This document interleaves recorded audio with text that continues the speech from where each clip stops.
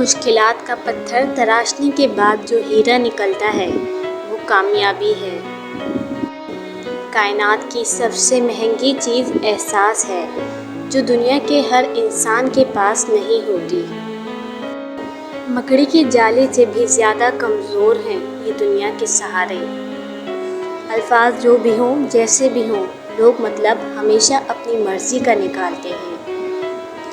روح کو چھو کے دیکھو صورت میں کیا رکھا ہے، اللہ سے مانگ کر دیکھو لوگوں میں کیا رکھا ہے۔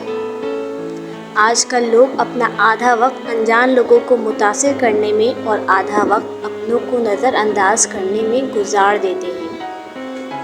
بددعا کے مقام پہ دعا دینا سیکھو، یہ اصل انسانیت ہے۔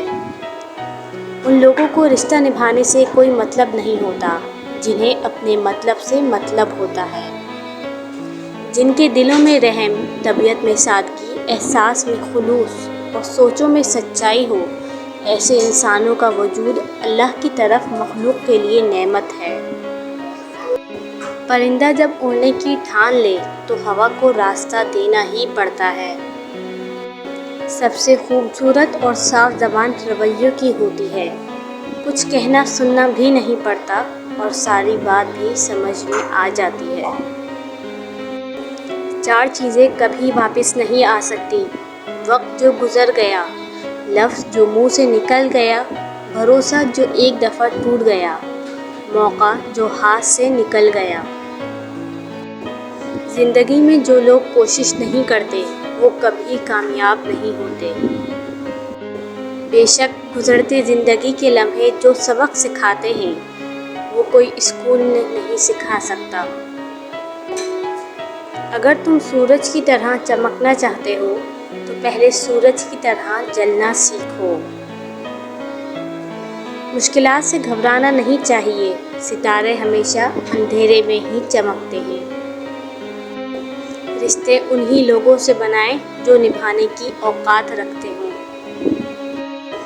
باتیں کم اور کام زیادہ کرو کیونکہ لوگوں کو سنائی کم اور دکھائی زیادہ دیتا ہے۔ غور کیا جب زندگی کے فلسفوں پر، بات مٹی سے شروع ہو کر مٹی میں جا ملی۔